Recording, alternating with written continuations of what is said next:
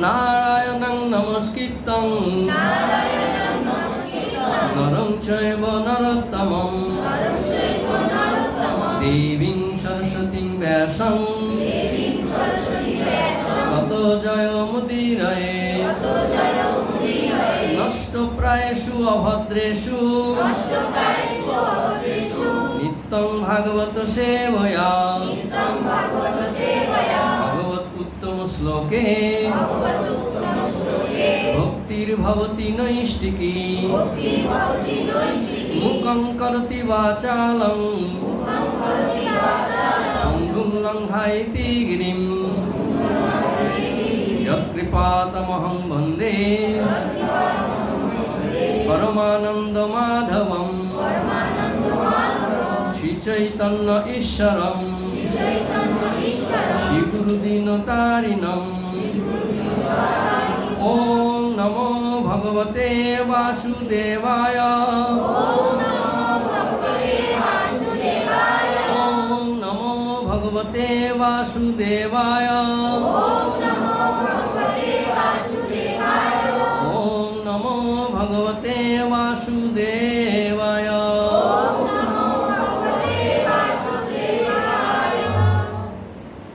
আজকে আমরা শ্রীমদ্ ভাগবতম প্রথম স্কন্ধ তৃতীয় অধ্যায় 28 নম্বর শ্লোক পাঠ করে শ্রবণ করব। এতে চাংশ কলাপুংস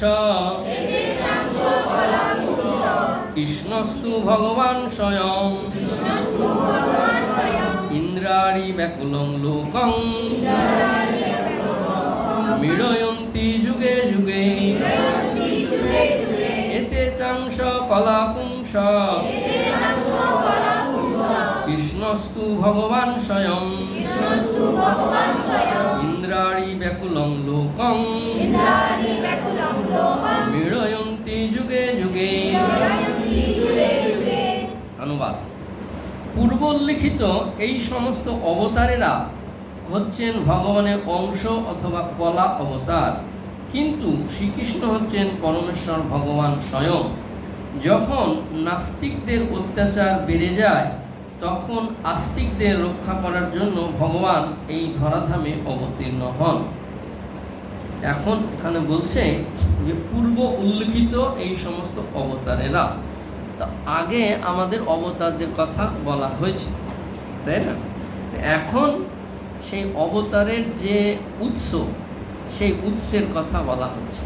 অবতারগুলো কোথায় থেকে প্রকাশ হয়েছে, তাই এখানে বলছে যে এই যে আগের যে অবতারেরা আমরা আলোচনা করেছি, আমরা পেয়েছি, সেই অবতারের উৎস হচ্ছেন কে? পরমেশ্বর ভগবান শ্রীকৃষ্ণ। তাই শ্রীকৃষ্ণ থেকে সমস্ত অবতারেরা প্রকাশ হয়েছে। আর তাই কৃষ্ণ হচ্ছেন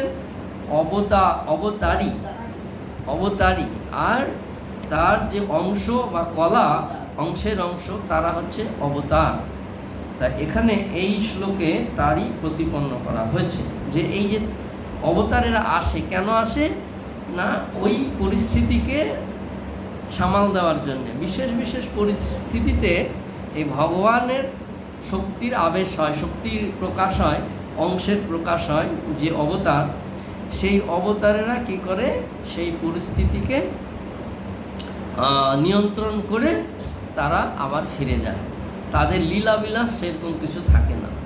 তাই ভগবান হচ্ছেন লীলা পুরুষোত্তম শ্রীকৃষ্ণ, আর এই শ্রীকৃষ্ণের কাছ থেকেই তার অংশগুলো প্রকাশ হয়ে এই জড়জগতে বিভিন্ন যে দুর্যোগ বা হচ্ছে প্রতিকূলতার অবস্থা সৃষ্টি হয় বা ধর্মের অধঃপতন হয় বা দুষ্কৃতকারীদের প্রাদুর্ভাব হয়, উত্থান হয়, তখন সেই রকম পরিস্থিতিতে তার অংশ বা অংশের অংশকলারা আবির্ভূত হয়ে এই জড়জগতের পরিস্থিতিকে নিয়ন্ত্রণ করে তারা আবার ফিরে যায়।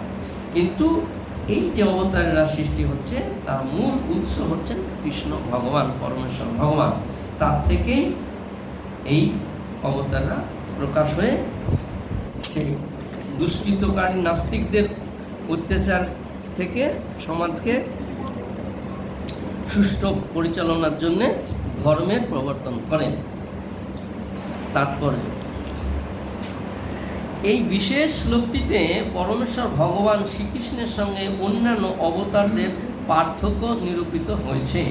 তাকে অবতারের মধ্যে গণ্য করা হয়, কেননা তার অহৈতুকী কৃপার প্রভাবে ভগবান তার চিন্ময় ধাম থেকে এই জড়জগতে অবতরণ করেন।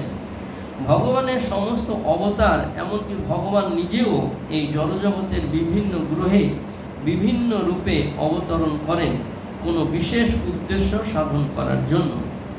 কখনো তিনি স্বয়ং অবতরণ করেন, আবার কখনো বা বিভিন্ন অংশ অথবা অংশের অংশ কলা বিশেষ উদ্দেশ্য সাধন করার জন্য এই জগতে অবতরণ করেন। ভগবান ষড়ৈশ্বর্যপূর্ণ, তার মধ্যে সমস্ত ঐশ্বর্য, সমস্ত বীর্য, সমস্ত যশ, সমস্ত শ্রী, সমস্ত জ্ঞান এবং সমস্ত বৈরাগ্য রয়েছে। সেগুলি যখন আংশিকভাবে তার অংশ অথবা কলার মাধ্যমে প্রকাশিত হয়, তখন বুঝতে হবে যে তার বিভিন্ন শক্তির এই প্রকাশ কোনো বিশেষ কর্ম সম্পাদন করার জন্য। ঘরে একটি ছোট্ট বৈদ্যুতিক বাতি জ্বলাতে গেলে আমাদের মনে হওয়া উচিত নয় যে ইলেকট্রিক পাওয়ার হাউস এই ছোট্ট বাতিটির মধ্যে সীমাবদ্ধ। সেই পাওয়ার হাউসটি আরও অনেক বেশি শক্তিসম্পন্ন ইন্ডাস্ট্রিয়াল ডায়নামো চালাতে পারে। তেমনি ভগবানের বিভিন্ন অবতারেরা সীমিত শক্তি প্রদর্শন করেন, কেননা সেই বিশেষ সময়ে ঠিক ততটুকু শক্তি প্রকাশ করার প্রয়োজন হয়।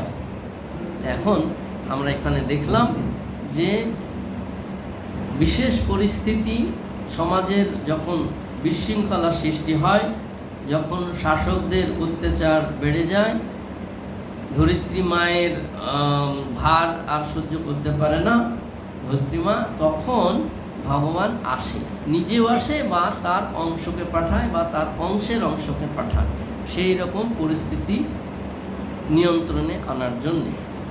এখন এই যেসব অবতারেরা তারা আংশিক শক্তি সম্পন্ন, পূর্ণ নয়। ভগবান হচ্ছেন পূর্ণ শক্তি সম্পন্ন, ষড়ৈশ্বর্যপূর্ণ। সমগ্র ঐশ্বর্য, বীর্য, যশ, শ্রী, জ্ঞান আর বৈরাগ্য ভগবানের মধ্যে পূর্ণ মাত্রায় আছে। আর যারা তার অংশের অংশ বা অংশের অংশ কলা, তাদের মধ্যে ষড় ঐশ্বর্য থাকে না, তাদের মধ্যে বিশেষ কিছু ঐশ্বর্য থাকে, যার ফলে তারা সেই রকম পরিস্থিতিকে নিয়ন্ত্রণ করতে পারেন। সেই শক্তি ভগবান তাদের মধ্যে প্রকাশ করেন। আর এক ধরনের জীবের মধ্যে ভগবান সেই শক্তি প্রকাশ করেন, এটা তার অংশের মধ্যে প্রকাশ করেন, তার শরীরের অংশ থেকে প্রকাশ করেন। আর জীবেদের মধ্যে যে শক্তি প্রকাশ করেন সেইটা হচ্ছে ভগবানের জীবের কর্মক্ষমতা, যেটা হচ্ছে অসাধারণ, ভগবানের মতনই। সেইটাকে বলা হচ্ছে শক্তাবেশ অবতার, শক্তির আবেশ। ভগবানের শক্তি জীবের মধ্যে যখন প্রবিষ্ট হয় তখন সে অসাধ্য সাধন কার্য করতে পারে। তো সেই রকম হচ্ছে বিভিন্ন শক্তাবেশ অবতার আমাদের আছে, যে আমরা দেখেছি পৃথু মহারাজ, নারদ মুনি, চতুষ্কুমার, হচ্ছে আমাদের ব্যাসদেব, আমাদের প্রভুপাদ, এরা হচ্ছে শক্তাবেশ অবতার। শক্তির আবেশ, ভগবানের শক্তি ইনাদের মধ্যে প্রকাশ করেছে, যার ফলে ইনারা অসাধ্য সাধন করতে পারে। কিন্তু প্রকৃত যে শক্তির মূল উৎস ভগবান, ষড়ৈশ্বর্য, এই ষড়ৈশ্বর্য এদের মধ্যে নেই, আংশিক আছে। এখানে সেটাই বলছে, ভগবান হচ্ছেন স্বয়ং সম্পূর্ণ শক্তি সম্পন্ন। দৃষ্টান্তস্বরূপ বলা যায়, পরশুরাম এবং নৃসিংহদেব যথাক্রমে 21 বার পৃথিবীকে নিষ্ক্ষত্রিয়ত করে এবং দৈত্যরাজ হিরণ্যকশিপুকে সংহার করে অস্বাভাবিক ঐশ্বর্য প্রদর্শন করেছিলেন। হিরণ্যকশিপু এত শক্তিশালী ছিল যে তার ভ্রুকুটিতে স্বর্গের দেবতারা পর্যন্ত ভয়ে কম্পিত হতো। জড়জগতের অনেক উচ্চ স্তরে অধিষ্ঠিত দেবতাদের আয়ু, শ্রী, ঐশ্বর্য এবং অন্য সমস্ত সম্পদ মানুষদের থেকে অনেক অনেক গুণে বেশি, কিন্তু তারাও হিরণ্যকশিপুর ভয়ে ভীত ছিলেন। এইভাবে আমরা সহজেই অনুমান করতে পারি যে হিরণ্যকশিপু কত শক্তিশালী ছিল। কিন্তু ভগবান নৃসিংহদেব তার নখের দ্বারা সেই হিরণ্যকশিপুর দেহ বিদীর্ণ করে তাকে সংহার করেন। এ থেকে বোঝা যায় যে জড়জগতের যে কোনো মানুষ যত শক্তিশালী হোক না কেন, ভগবানের নখের শক্তির কাছে তার শক্তি নিতান্তই নগণ্য। তেমনি যে সমস্ত অবাধ্য রাজারা তাদের স্ব রাজ্যে প্রভূত শক্তি সহকারে বিরাজ করছিল, তাদের সংহার করে জামদগ্ন ভগবানের শক্তি প্রদর্শন করে গেছেন। ভগবানের সপ্তাবেশ অবতার নারদ ও অংশ অবতার বরাহ এবং পরোক্ষভাবে সপ্তাবিষ্ট অবতার বুদ্ধ ভগবান জনসাধারণের মনে বিশ্বাস উৎপাদন করেছিলেন। শ্রীরামচন্দ্র এবং ধন্বন্তরী তার যশ প্রকাশ করেছেন। আর বলরাম রোহিণী এবং মোহিনী এবং বামন তার ঐশ্বর্য প্রকাশ করেছেন। দত্তাত্রেয়, মৎস্য, কুমার এবং কপিল তার অপ্রাকৃত জ্ঞান প্রদর্শন করেছেন। নর এবং নারায়ণ ঋষি তার বৈরাগ্য প্রদর্শন করেছেন। এইভাবে ভগবানের বিভিন্ন অবতারেরা প্রত্যক্ষভাবে অথবা পরোক্ষভাবে বিভিন্ন রূপ প্রকাশ করেছেন, কিন্তু পরম পুরুষ শ্রীকৃষ্ণ ভগবানের পূর্ণ রূপ প্রদর্শন করেন। এইভাবে প্রতিপন্ন হয় যে তিনিই হচ্ছেন সমস্ত অবতারের অবতারী। আর পরমেশ্বর ভগবান শ্রীকৃষ্ণের সবচাইতে অদ্ভুত লীলা হচ্ছে ব্রজগোপিকাদের সঙ্গে তার অপ্রাকৃত লীলাবিলাস। ব্রজগোপিকাদের সঙ্গে তার লীলাসমূহ যদিও আপাত দৃষ্টিতে কাম বলে মনে হয়, কিন্তু প্রকৃতপক্ষে তা সৎ এবং আনন্দময়। ব্রজগোপিকাদের সঙ্গে তার যে লীলাবিলাস তা কখনো ভুল বোঝা উচিত নয়। শ্রীমদ্ ভাগবতের দশম স্কন্ধে এই সমস্ত অপ্রাকৃত লীলাবিলাসের কাহিনী বর্ণিত হয়েছে এবং ব্রজগোপিকাদের সঙ্গে শ্রীকৃষ্ণের এই অপ্রাকৃত লীলাবিলাসের কথা হৃদয়ঙ্গম করা যায় একে একে প্রথম 9টি স্কন্ধের তত্ত্ব উপলব্ধি করার পর। এখন আমরা দেখলাম যে ভগবানের অবতারেরা আসে আর তাদের শক্তি প্রদর্শন করে চলে যায়, কিন্তু ভগবানের যে পূর্ণ শক্তি সেটা প্রকাশ হয় না। তাই বিভিন্ন অবতার বিভিন্নভাবে এসে ভগবানের যে শক্তির এক একটা অংশ তারা প্রকাশ করে। এখানে সেই কথা বলছে যে ভগবানের সপ্তাবেশ অবতার নারদ ও অংশ অবতার বরাহ এবং পরোক্ষভাবে সপ্তাবিষ্ট অবতার বুদ্ধ জনসাধারণের মনে বিশ্বাস উৎপাদন করেছিলেন। বুদ্ধদেব কি করেছিলেন? এই যে শাস্ত্রের সিদ্ধান্ত বেদে বলা হয়েছে পশু হত্যা, তো অবাধে তারা পশু হত্যা করছিল, হিংসার আশ্রয় নিয়েছিল। তাই ভগবান তাদের মনে এই বিশ্বাস উৎপাদন করলেন যে বেদকে মানার দরকার নাই, বেদকে মানতে হবে না, অহিংসার পথ আমরা অনুসরণ করব। তাই বুদ্ধদেব ভগবানের অবতার, তিনি কি করলেন? বেদকে অস্বীকার করে মানুষের মনে বিশ্বাস উৎপাদন করলেন অহিংসার পথ।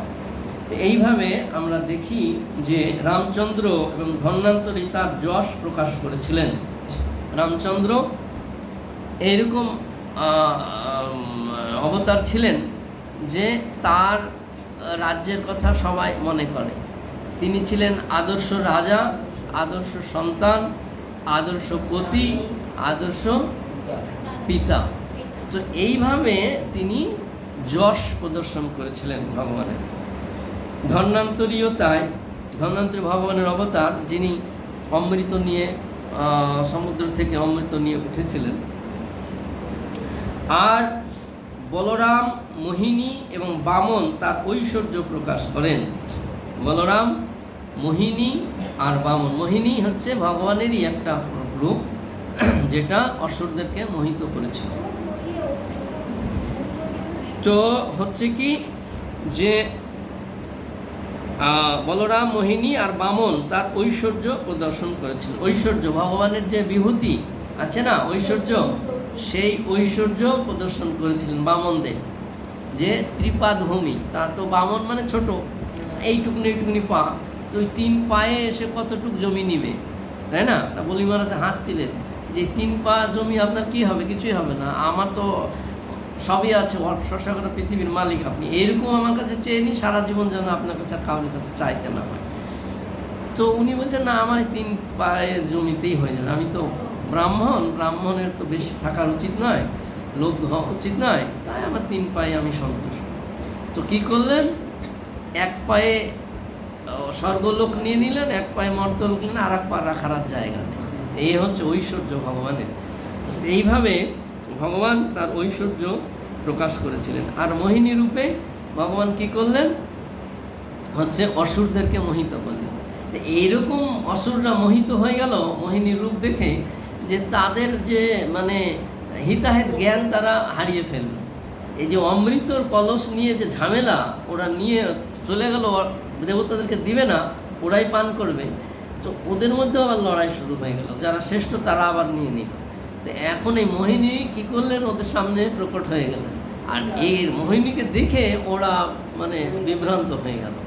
তো তখন মোহিনীকে বিশ্বাস করল যে না, ঠিক আছে, এই আমাদের অমৃত পরিবেশন করবে। কিন্তু মোহিনী বলে দিল যে দেখো, আমি তো অসৎ চরিত্রা, আমি তো যার কাছে, যে আমাকে ডাকে, যার কাছে থাকে, আমি যার তার সঙ্গে থাকি, আমি তো মানে পতিতা আছি, তা আমার কথা তোমরা কেন বিশ্বাস করবে? আমার কথা বিশ্বাস করতে হবে না, মোহিনী বলে দিলেন। কিন্তু তবুও তারা শুনলো না, যে তাকে পাওয়ার আশা, মানে ওদের লোভ, অসুরদের ভোগের প্রবৃত্তি, তো এত সুন্দরী স্ত্রী আমরা ভোগ করব, এই মানে মোহে তারা কি করলো, তার মোহিনী বলা সত্ত্বেও তাকেই দিয়ে দিল অমৃত। ঠিক আছে, আপনি যা যেভাবে পরিবেশন করতে হবে আপনি করবেন। তো মোহিনী কী করলো, তাদেরকে মোহিত করে নিল, যাতে এরা অমৃত না পায়। অমৃত পেলে কি হবে, অমর হয়ে যাবে। তখন দেবতাদের তো এমনিই তো তাড়িয়ে দিয়েছে, জিতে নিয়েছে সংসার, মানে স্বর্গরাজ্য, তো এমনি তো ওদেরকে আবার সরিয়ে দেবে, থাকবে না।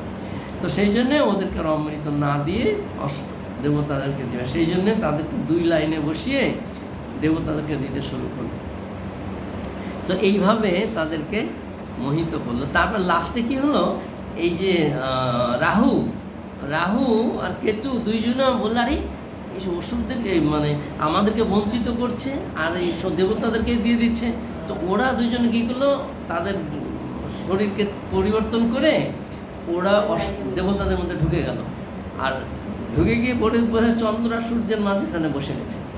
আর তখন যখন ওদেরকে দিয়েছে, মোহিনী বুঝতে পারেনি, তখন কি হচ্ছে, ওরা মানে গলায় নিয়েছে, এই পর্যন্ত নিয়েছে। তখন চন্দ্রার সূর্যদেব বলছে, আরে এরা দেবতা নয়, এরা অসুর।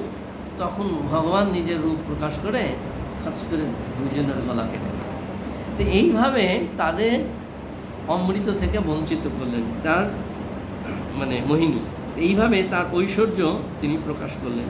দত্তাত্রেয়, মৎস্য, কুমার এবং কপিল তার অপ্রাকৃত জ্ঞান প্রদর্শন করেছেন। দত্তাত্রেয় হচ্ছে ভগবানের অবতার, আর হচ্ছে দত্তাত্রেয় হচ্ছে ভগবানের অবতার। মৎস্য, কুমার এবং কপিল তারা জ্ঞান প্রদর্শন করেছিলেন।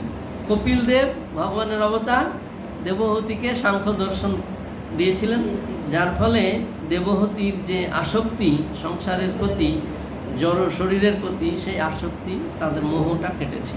তারপরে সে এই জ্ঞান প্রাপ্ত হয়ে ভগবত ধাম চলে গেছে।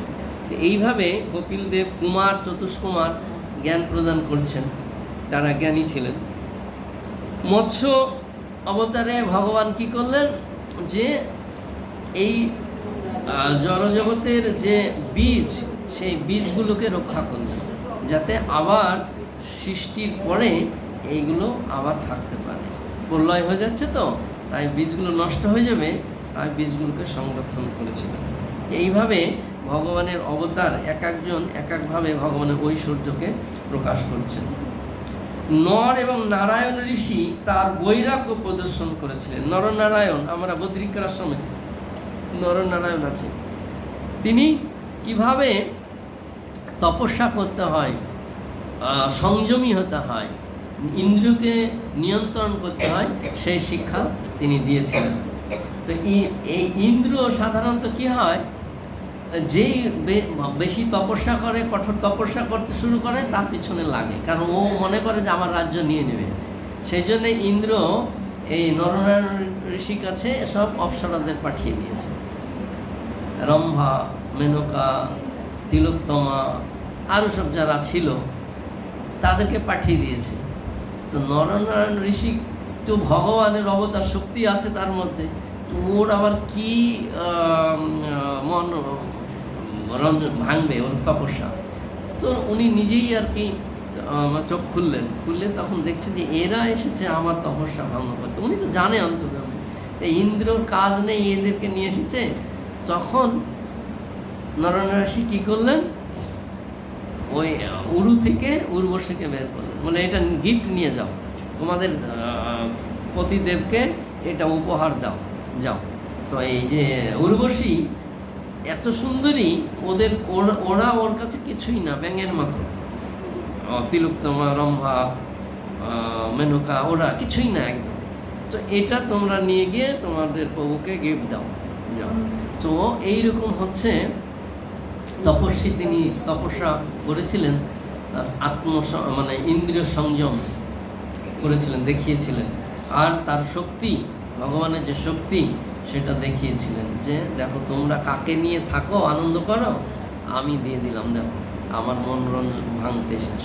তো এইভাবে বৈরাগ্য তিনি প্রদর্শন করেছিলেন। এইভাবে ভগবানের বিভিন্ন অবতারেরা প্রত্যক্ষ এবং পরোক্ষভাবে বিভিন্ন রূপে প্রকাশ হয়ে ভগবানের শক্তি, যে ঐশ্বর্য, সেটা তারা প্রকাশ করে। শ্রীল জীব গোস্বামীর বর্ণনানুসারে মহানন্দের মতে শ্রীকৃষ্ণ হচ্ছেন সমস্ত অবতারের অবতারী।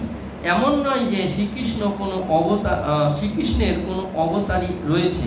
পরম তত্ত্বের লক্ষণগুলি পূর্ণরূপে শ্রীকৃষ্ণের রয়েছে এবং ভগবদ্গীতায় ভগবান নিজেই ঘোষণা করে গেছেন যে তার থেকে বড় অথবা তার সমান আর কোনো সত্য নেই। এই শ্লোকে স্বয়ং কথাটির বিশেষ উল্লেখের মাধ্যমে প্রতিপন্ন হয়েছে যে শ্রীকৃষ্ণের কোনো অবতারই নেই, যদিও অন্যান্য অবতারদেরও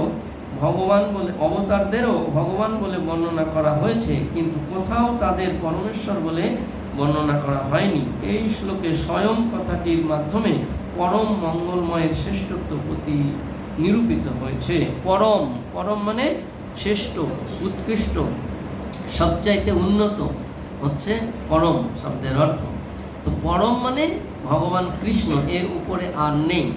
তাই ভগবান গীতাতে বলেছেন যে আমার থেকে বড় আর কেউ নেই, আমার সমানও কেউ নেই। কোন শ্লোকে বলেছে? আর সপ্তম অধ্যায় 7 নম্বর শ্লোক, সেখানে ভগবান বলছেন মত্ত পরতরণাৎ কিঞ্চিদস্তি ধনঞ্জয় মই সর্বমিদং প্রথম সূত্রে মনা গণিকেব।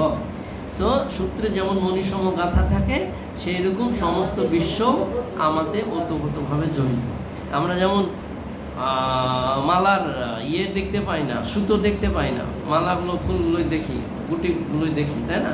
সেরকম সুতো না হলে গুটিগুলো বা ফুলগুলো আর গাঁথা থাকবে না। তো ভগবান না থাকলে এই বিশ্ব জগৎ চলবে না। কিন্তু আমরা দেখতে পাই না। কেন পাই না? যেহেতু মালার ভিতরে থাকে সুতোটা, না, তাই জন্য আমরা দেখতে পাই না। সেই রকম ভগবান সব কিছুর মধ্যে আছে, কিন্তু আমরা দেখতে পাই না। কারণ হচ্ছে আমাদের দৃষ্টিটা জড়, আমাদের চেতনাটা চিন্ময় নয়, জড় চেতনা। তাই জন্য আমরা ভগবানকে দেখি না, জড় জিনিসই দেখি। তো এটা উপলব্ধির ব্যাপার, এটা হচ্ছে তত্ত্বগত জ্ঞানের ব্যাপার। তত্ত্বজ্ঞান লাভ হলে এগুলো যা দেখা যায়, সব জায়গায় ভগবান আছে। তো এইভাবে ভগবান বলেছেন গীতায় যে আমার থেকে বড় আর কেউ নেই। তো সমান তো নেই, বড় না থাকলে, যদি না থাকে তার সমান তো কেউ হবে না। সেই জন্যে জীব কখনো ভগবানের সমান হয় না। যেমন আমরা এখানে এর আগে দেখলাম যে হচ্ছে হিরণ্যকশিপু কত শক্তিশালী, তাই না? রাবণ কত শক্তিশালী, কংস কত শক্তিশালী, তারা অসুরদেরকে পরাজিত করে রেখেছে, তাদের দখল করে রেখেছে স্বর্গরাজ্য। কিন্তু ভগবান কি করেছেন, মানে অনায়াসে নখের দ্বারা হিরণ্যকশিপুর চোখ মানে বুকটা চিড়ে দিয়েছে, তাই না? তো এরকম যে ও মনে করছে যে আমি কত বুদ্ধিমান, যে এমনভাবে বর নিয়েছে ব্রহ্মার কাছ থেকে যে ও মরবেই না, তাই না? দিনে মরবে না, রাত্রে মরবে না, জলে নয়, স্থলে নয়, মাটিতে নয়, শূন্যে নয়, হচ্ছে কোনো ব্রহ্মার কোনো সৃষ্ট জীবে নয়, অস্ত্রে নয়, শস্ত্রে নয়, মানে এমনভাবে নিয়েছে যে ওকে মারাই যাবে না। কিন্তু ভগবান এই ব্রহ্মার সমস্ত বরগুলোকে রেখে দিয়ে তাকে বধ করবে। এই হচ্ছে ভগবান, যে তার কাছে কোনো মানে শক্তি কাজ করবে না, সেটা এখানে প্রতিপন্ন হয়েছে। পরম মঙ্গলময় শ্রীকৃষ্ণ হচ্ছেন এক এবং অদ্বিতীয়। তিনি স্বয়ং রূপ, স্বয়ং প্রকাশ, তদেকাত্মা, প্রভাব, বিলাস, অবতার, আবেশ এবং জীবরূপে বিভিন্ন অংশ ও কলায় নিজেকে বিস্তার করেন। তাদের সকলেই তাদের ব্যক্তিত্ব ও বৈশিষ্ট্য অনুসারে অনন্ত শক্তি সম্পন্ন। অপ্রাকৃত জ্ঞান সম্পন্ন পণ্ডিতেরা অত্যন্ত সাবধানতার সঙ্গে পরম মঙ্গলময় শ্রীকৃষ্ণের 64টি গুণ বিশ্লেষণ করেছেন। আমরা জানি যে ভগবান কৃষ্ণের 64টি গুণ, তাই না? তার মধ্যে 4টে গুণ হচ্ছে বিশেষ গুণ, যেটা অন্য অবতারের মধ্যে নেই। অবতারদের বা বিষ্ণু তত্ত্বের মধ্যে 60টি গুণ আছে, তাই না? 60টি গুণ আছে। আর শিবের মধ্যে আছে 55টি গুণ, আর ব্রহ্মার মধ্যে আছে 50টি গুণ। তাহলে যে 64 গুণের 4টে গুণ অতিরিক্ত এটা ভগবানের, এটা অন্য কোনো বিষ্ণু তত্ত্বের নেই। সেই 4টে গুণ কি কি? 4টে গুণ হচ্ছে লীলা, লীলা অবতার, তারপরে হচ্ছে বেণু মাধুরী, লীলা মাধুরী, রূপ মাধুরী, আর হচ্ছে ভক্ত পরিবৃত। ভগবান ভক্ত ছাড়া থাকে না। এই 4টে গুণ হচ্ছে ভগবানের বিশেষ গুণ, যেগুলো অন্য বিষ্ণু তত্ত্বের মধ্যে নেই। তারা আসে, কার্য সাধন করে চলে যায়, তারা লীলা করে না, কিন্তু ভগবান সবসময় লীলা করেন। তো এখানে পার্সেন্টেজ অর্থাৎ শতকরা হিসাবে দেখানো হয়েছে যে কার কত মানে শতকরা কত অংশ কে আছে। ভগবানের 64 গুণ বিশ্লেষণ করেছেন কারা? অপ্রাকৃত জ্ঞান সম্পন্ন পণ্ডিতেরা। অপ্রাকৃত জ্ঞান মানে চিন্ময় জ্ঞান, দিব্য জ্ঞান, যারা ভগবানের সঙ্গে যুক্ত হয়েছে তারা। তা কি করেছে? সাবধানের সঙ্গে, খুব সাবধানের সঙ্গে সেই 64 গুণের কথা বলছে। ভগবানের সমস্ত অংশ এবং কলা অবতারদের মধ্যে তার এই সমস্ত গুণ আংশিকভাবে প্রকাশিত হয়। তাহলে কলা বা অবতার, তাদের গুণগুলো আংশিক আছে ভগবান থেকে, কিন্তু শ্রীকৃষ্ণ হচ্ছেন সম্পূর্ণরূপে এই সমস্ত গুণসম্পন্ন। আর স্বয়ং প্রকাশ, তদেকাত্মা থেকে শুরু করে অবতার পর্যন্ত সকলেই হচ্ছেন বিষ্ণু তত্ত্ব। তাদের মধ্যে শতকরা 93 পর্যন্ত এই সমস্ত অপ্রাকৃত গুণগুলির প্রকাশ হতে দেখা যায়। তাহলে অবতারদের মধ্যে 93% থাকে, 7% কম থাকে ভগবান থেকে। দেবাদিদেব মহাদেব, যিনি অবতার নন আবার আবেশও নন, কিন্তু এই উভয়ের মধ্যবর্তী, তার মধ্যে এই সমস্ত গুণের শতকরা প্রায় 84 রয়েছে। তাহলে এদের বিষ্ণুদের হচ্ছে 93 আর শিবের হচ্ছে 84, কিন্তু জীবেরা কেবল শতকরা 78 পর্যন্ত এই সমস্ত গুণের অধিকারী হতে পারে। জীব তাদের 78। শ্রেষ্ঠ জীবকে ও ব্রহ্মা, তাই ব্রহ্মা 78 পর্যন্ত এই গুণগুলো অর্জন করতে পারে, তার মধ্যে আছে। বদ্ধ অবস্থায় জীবেদের মধ্যে এই সমস্ত গুণাবলী অতি অল্প মাত্রায় প্রকাশিত হয় এবং তা নির্ভর করে তার পুণ্য ফলের উপর। আমরা বদ্ধ, তো আমাদের যে গুণ যা প্রকাশ হয় সেগুলো খুব অল্প মাত্রায় গুণ থাকে, কিন্তু সেগুলো আবার কিসের উপর নির্ভর করে? আমাদের পুণ্য কর্মের উপরে। যত আমরা পুণ্য করতে পারবো আমাদের সেই গুণগুলো প্রকাশ পাবে। সর্বোত্তম জীব হচ্ছেন ব্রহ্মাণ্ডের পরিচালক ব্রহ্মা। তার মধ্যে এই সমস্ত গুণাবলী শতকরা ৭৮ প্রকাশিত হতে দেখা যায়, আর মানুষের মধ্যে তা খুবই অল্প পরিমাণে প্রকাশিত হয়। মানব জীবনের পূর্ণতা হচ্ছে এই সমস্ত গুণাবলীর ৭৮ পূর্ণরূপে প্রকাশ করা। জীব কখনোই শিব, বিষ্ণু অথবা শ্রীকৃষ্ণের মতো গুণসম্পন্ন হতে পারে না। পূর্ণরূপে শতকরা ৭৮ গুণ প্রকাশ করে জীব দেবত্ব প্রাপ্ত হতে পারে, কিন্তু সে কখনোই শিব, বিষ্ণু অথবা কৃষ্ণের মতো ভগবত্তা লাভ করতে পারে না। যথাসময়ে সে ব্রহ্মা হতে পারে। দেবতারা হচ্ছেন হরিধাম এবং মহেশধাম আদি চিৎ জগতের বিভিন্ন লোকে ভগবানের নিত্য পার্ষদ। চিন্ময় লোক বা বৈকুণ্ঠ ধামের ঊর্ধ্বে হচ্ছে কৃষ্ণলোক বা গোলক বৃন্দাবন, এবং পূর্ণতা প্রাপ্ত জীবেরা ওই সমস্ত গুণের শতকরা ৭৮ পূর্ণরূপে লাভ করে এই জড়দেহ ত্যাগ করার পর কৃষ্ণলোকে প্রবেশ করতে পারেন। তাহলে কৃষ্ণলোকে যেতে গেলে আমাদের কি করতে হবে? ৭৮ গুণ অর্জন করতে হবে। যদি আমরা পারবো তাহলে আমাদের যোগ্যতা হবে ভগবান ধামে পৌঁছানো, গোলক বৃন্দাবনে। না হলে গোলক বৃন্দাবনে যাওয়া হবে না। ৭৮ কম হলে কোথায় যাব? না, দেবলোকের উপরেই যাব। ওটা হচ্ছে চিন্ময় জগতী। আমরা গোলক বৃন্দাবনে না, বৈকুণ্ঠ পাবো। হ্যাঁ, বৈকুণ্ঠে দাস্যভাব, তাই না?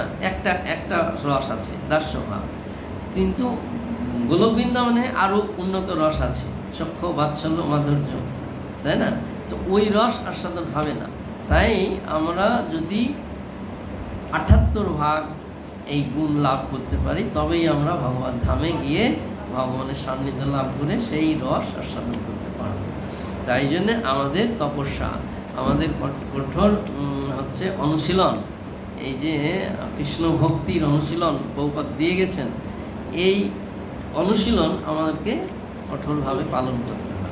তার ফলে আমরা ওই গুণগুলো ধীরে ধীরে অর্জন করতে পারব, আর আমাদের এই জগতের বন্ধন থেকে মুক্ত হয়ে ভগবান নামে ফিরে যেতে পারব। এই হচ্ছে এই শ্লোকের তাৎপর্য। কার কোনো প্রশ্ন, মন্তব্য? হ্যাঁ, বলো।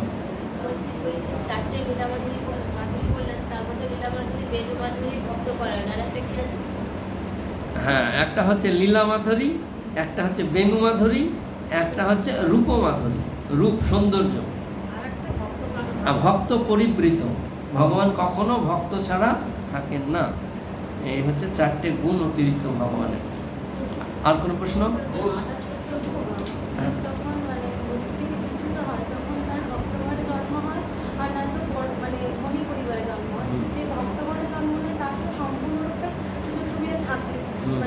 পরিবারের দিক থেকে, আর যে ধনী পরিবারে জন্ম নেয় তার তো সবসময় সুযোগ সুবিধা নাও থাকতে পারে, কারণ তার পরিবার তো সবাই যে ভক্ত হবে তার তো মানে তার শুধু অর্থটা আছে, এটাই তাকে নিজের প্রচেষ্টা করে যেতে হবে। ভালো, খুব ভালো প্রশ্ন। তো হচ্ছে বলছে যে যে যে যোগ করেছে সে যদি যোগে পূর্ণতা সিদ্ধি প্রাপ্ত না হয় তাহলে সে কি করবে? ধনী পরিবারে, আর নাহলে ভক্ত পরিবারে, আর না বণিক পরিবারে জন্ম নেবে, ব্রাহ্মণের পরিবারে।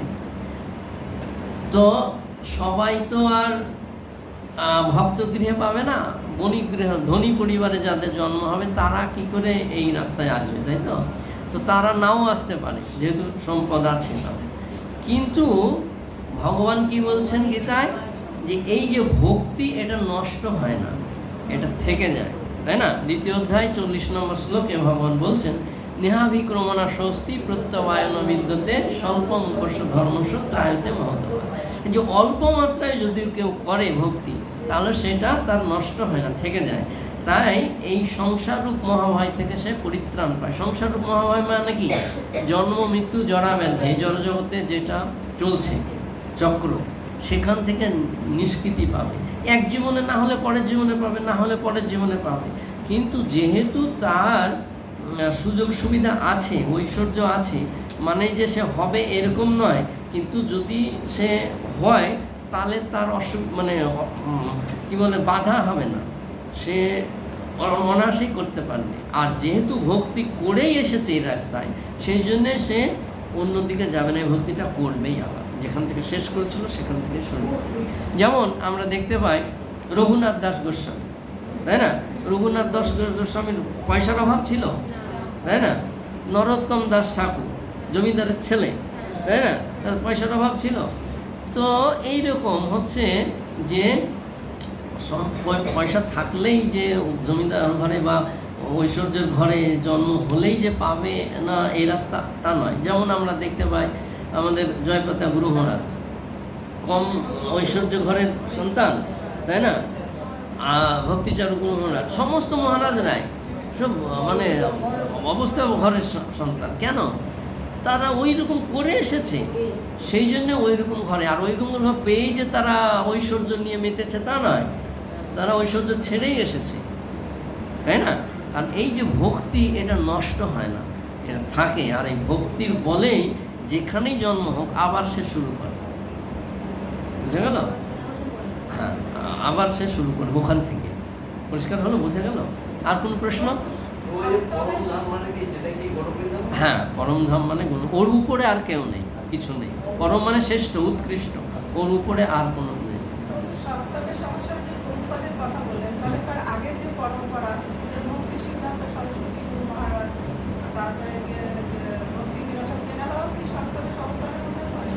ইনাদের সপ্তমে শব্দের মধ্যে খুব একটা বেশি মানে ইয়ে নেই, প্রভাব নেই। কারণ ইনারা যদিও মানে করেছে, কিন্তু অসাধ্য কিছু করেনি, তাই না? অসাধ্য কিছু করেনি না। পৌপাত করেছে অসাধ্য, এটা সম্ভব নয়। কিন্তু ভক্তি সিদ্ধান্ত সরস্বতী ঠাকুর যা করেছে, ভক্তিবিনোদ যা করেছে, এটা সাধ্যের মধ্যে, এটা সম্ভব। কিন্তু পৌপাদেরটা অসম্ভব।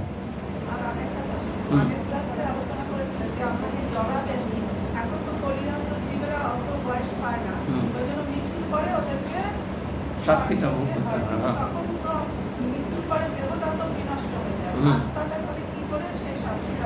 এই দেহটা ছাড়ার পরে, এটা তো স্থূল দেহ, তাই না? এটা হচ্ছে স্থূল দেহ, যেটা চোখে দেখা যায়। আর একটা সূক্ষ্ম দেহ আছে, আমাদের দুটো দেহ, একটা সূক্ষ্ম দেহ আছে। সেই সূক্ষ্ম দেহে এইটা যখন ছেড়ে যায়, তখন আত্মাটা সূক্ষ্ম দেহে যায়।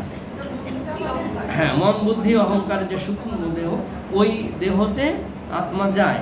গিয়ে জমালয়ে যখন যায়, তার শাস্তি হয়, তখন ওকে আর একটা দেহ দেওয়া হয়, যে দেহটা যাতনা, ওটা নষ্ট হবে না, মরবে না।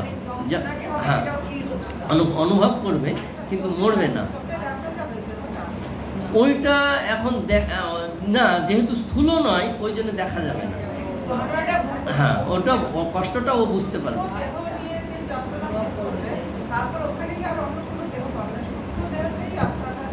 হ্যাঁ, কষ্ট পাবে। তারপরে তার যখন কষ্ট শেষ হয়ে যাবে বা সুখ ভোগ শেষ হয়ে যাবে, তখন তাকে একটা দেহ দেবে, তার চেতনা অনুযায়ী, তার মানে চিন্তাধারা, তার মনোবৃত্তি অনুসারে, কর্মফল অনুসারে তাকে আর একটা দেহ দেবে। হ্যাঁ হ্যাঁ হ্যাঁ হ্যাঁ, কেন পারে? কারণ না, ওটা হ্যাঁ দেখতে পায় তারা, যারা ওখানে আছে তারা দেখতে পায়। হ্যাঁ হ্যাঁ, যেমন আমরা এখানে আছি, আমরা এখানে সব দেখতে পাচ্ছি। এখন স্বর্গের লোকে কি হচ্ছে আমরা দেখতে পাচ্ছি, তাই না? পাতাল লোকে কি হচ্ছে আমরা দেখতে পাচ্ছি। তো ওর শরীর একটা দেওয়া হয়, ওই শরীরটা তো যত্ন পায়, কষ্ট পায়।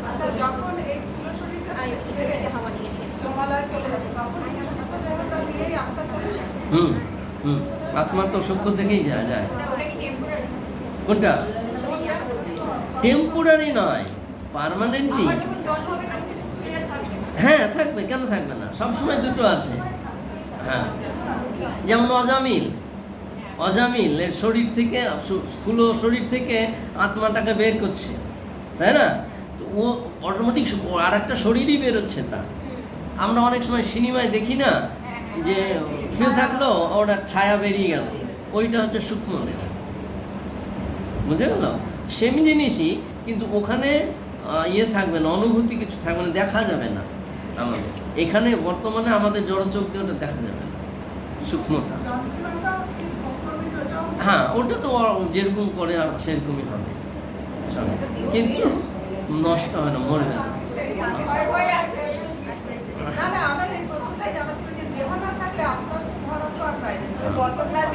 আত্মাটা যখন ওই স্থূল শরীরে যাবে, সূক্ষ্ম শরীরে, ওখানে গিয়ে ওকে একটা শরীর দেওয়া হবে, ওই শরীরের সঙ্গে যে শক্তি। আর কোনো প্রশ্ন? আমরা রাখি তাহলে এখানে। কি হলো, কি প্রশ্ন কিছু আছে? প্রশ্ন নেই তো? আচ্ছা, ঠিক আছে, তাহলে আমরা পরে